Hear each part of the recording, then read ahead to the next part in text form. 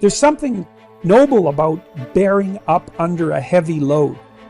And human beings have a heavy load, there's no doubt about it.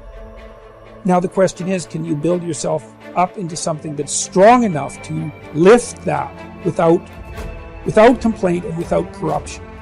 Well, that's a noble goal. That's what young people should be doing. They should have a conception of who they could be. I want you to take a look in the mirror. The image in the mirror, that is not who you are. You are greater than the image in the mirror. You walk, you push, you do whatever it takes. You keep working hard, you dig deep, you find a way, you make a way. This is your time. So every day you have to sell yourself and get out of your mind those old thoughts, that old belief system. Every day you've got to sell yourself on that it's possible. But you got to put a new mind in you. You got to get out of your mind. You got to begin to restructure your thinking. Every day you've got to begin to recondition your mind. Trust your inner wisdom. Deep at the center of our being, there is an infinite well of love, an infinite well of joy, an infinite well of peace, and an infinite well of wisdom. This is true for each and every one of us. Yet how often do we get in touch with these treasures within us? We can all get better. I've gotten better. First talk I gave, I stood up, my mind sat back down.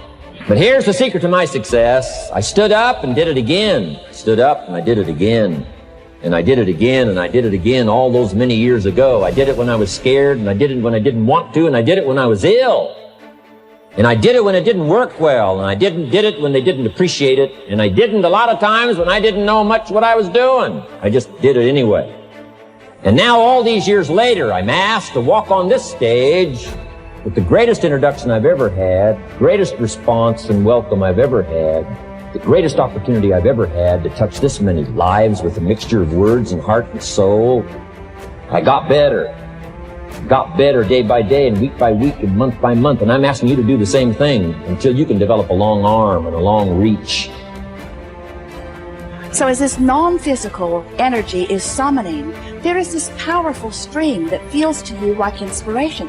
And when you turn and go in the direction of that stream, you feel the ease and continuity of your being. But when you don't, you feel the separation, too strong of word, you feel the resistance.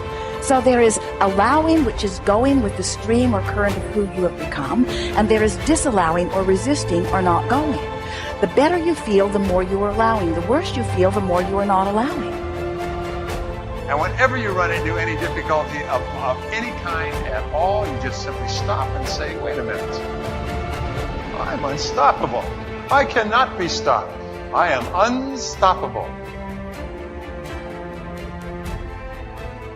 Discipline yourself. And so what do you do with that? Eat 3 times a day at regular meal times.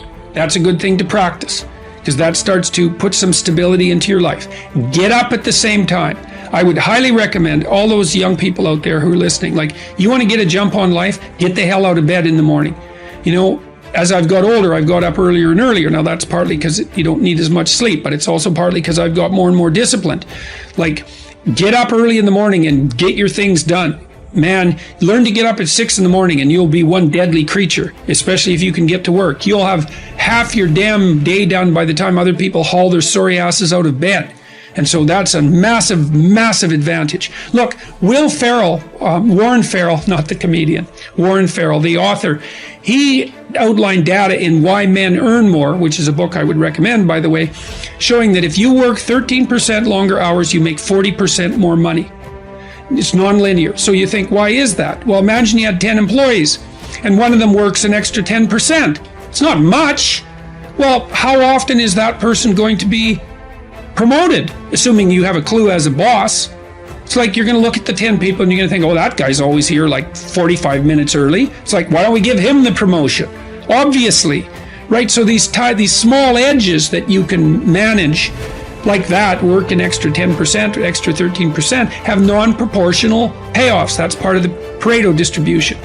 So get your sleep cycle organized so you get up in the morning. Learn how to do it. No excuses. I'm too tired in the morning. I don't like mornings. Who cares? That's not relevant. It's like discipline yourself so you can manage it.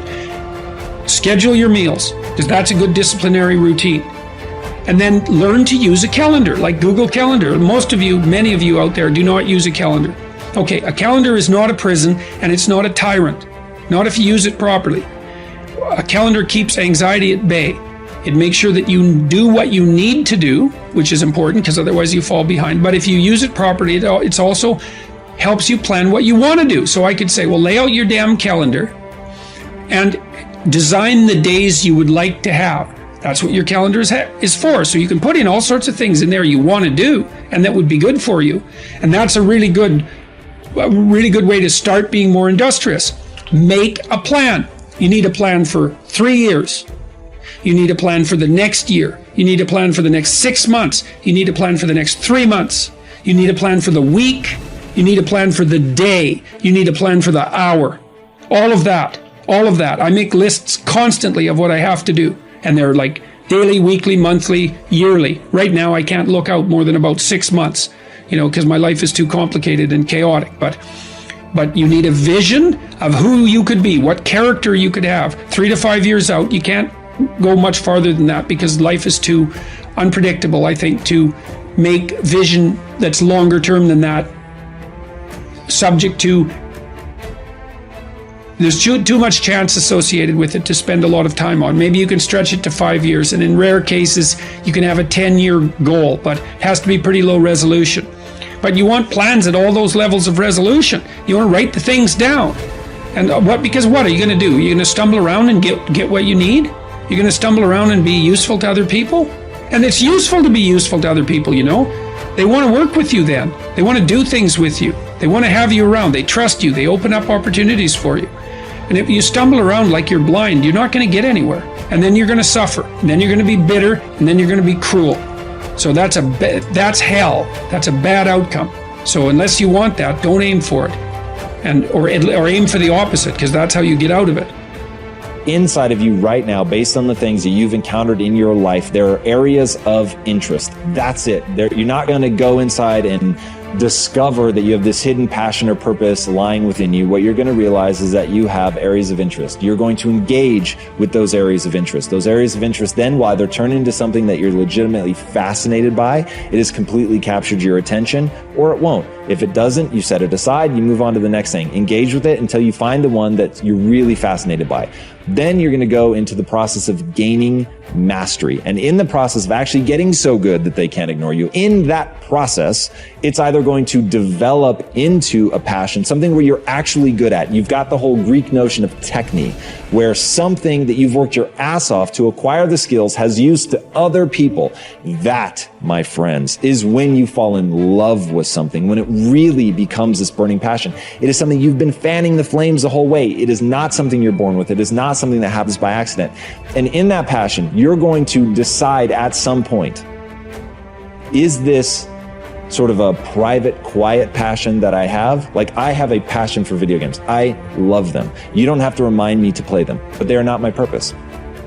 So engaging with that, it's very clear to me. I love it. I enjoy it. It's very fun. But my real purpose in life, and I'll even stick with video games for a second, is to teach other people how to leverage video games to build a mindset, okay? And that focus on helping other people build a mindset to escape the matrix, to see what happens to the world when hopefully millions, hundreds of millions more people now have an empowering mindset than would have had they not encountered me and my content. That is my purpose. But that was a decision amongst many things that I really enjoy, have a deep passion for, want to engage with.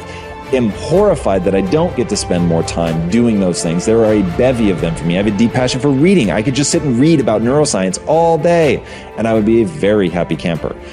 But at the end of the day, everything comes back to the thing I have decided is my purpose. And that's to pull people out of the matrix. And for a while, I had decided that my purpose was to end metabolic disease. And so it really is like, you make that decision and you can check